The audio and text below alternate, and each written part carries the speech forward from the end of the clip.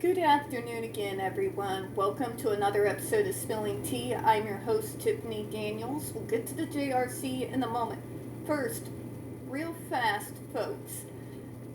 Disclaimer, if you're unfamiliar with the Stop the Shocks campaign or in a campaign against the troubled teen industry, all pertinent links could be found right there in the description box for you. So should you like to deep dive on either subject, you'll definitely should be able to go ahead and do so. Trigger warnings. This channel is marked not for kids for a reason. First, I do use profanity, and when we talk about places like the Judge Rotenberg Educational Center, you're going to hear vivid descriptions of and catch clips or surveillance footage of people with mental health issues and disabled people being tortured and abused.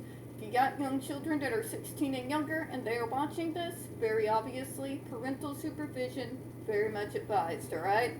Okay, now, where we left off. This one says, my name is Shanna Hornstein, PhD, BCBA, DLBA.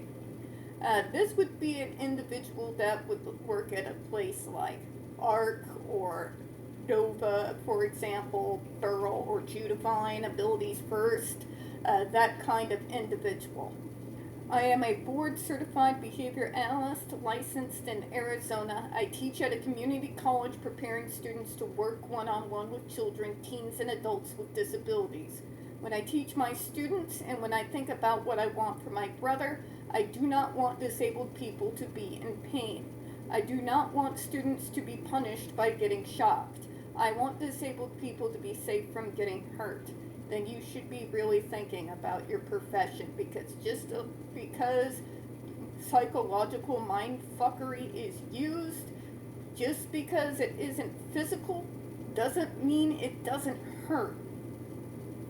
You strip us of who we are to replace it with behaviors that you would prefer.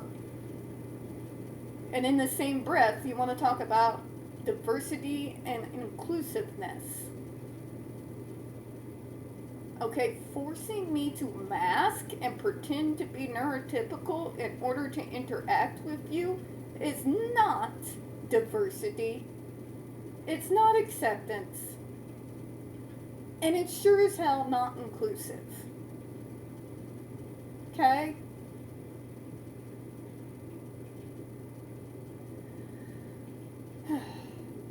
There are many researchers and providers of services for those with extreme forms of self-interest and aggressive behavior that are successful at reducing these behaviors and replacing them with functional communication without the use of the shock.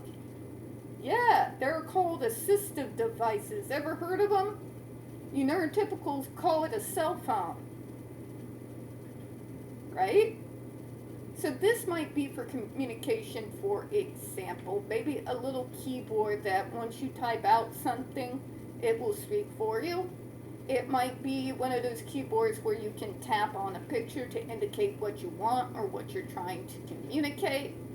I actually know that a lot of places have deals on items like that, and Medicaid funding is also used to assist in helping with the cost in regards to those types of assistive equipment. And yeah, no shock needed. And it does clear up a lot of frustration and pain for those who do get access to those devices when they need them, because it gives them the ability to be able to communicate without the people trying to force them into neurotypical forms of communication.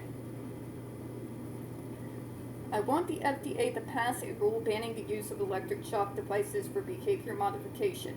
It is painful for people who get shocked. The electric shock device is more powerful than a taser. People get shocked for things like not taking off their coat. They get shocked for screaming out in pain after being shocked, because they say it's a sign of aggression. If you stub your toe, you're not going to give a Shakespearean soliloquy. You're going to scream and say, fuck, that hurts.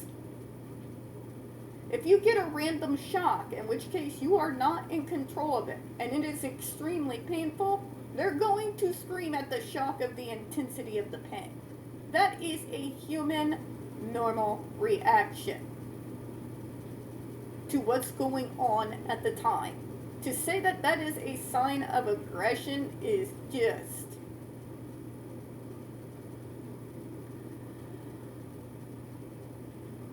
Is the world... I know this is improper grammar, so I hope my grandma on her grave forgives me. Are people just continuing to get stupider by the day, or is it just me?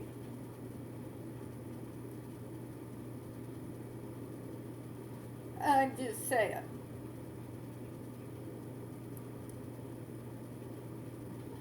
The electric shock device is inhumane. People should not get treated that way.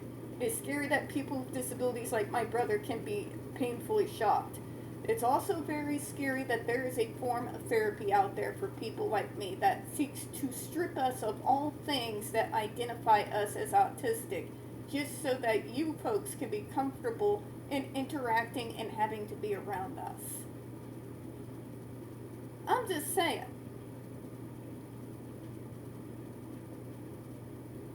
When I'm not allowed to be myself, because the neurotypical world that preaches inclusiveness are actually way more less inclusive than the folks who are not shouting about it from the rooftops constantly. Just saying. A little self-awareness would help in this type of treatment programming. And if it doesn't, then we're going to keep getting places like the JRC that take it to the extreme. And who gets to pay the bill for that? People like me. It won't be you. It won't be our parents. It won't be our siblings. It's us. The United Nations said the electric shock device was torture. There are lots of other ways to help people with disabilities without shocking them. People with disabilities across the U.S. don't get the device used on them. I hope in my lifetime I'll see the end of the use of this shock device. The time is now. Now, I know I've read that previously, but it warranted being read again.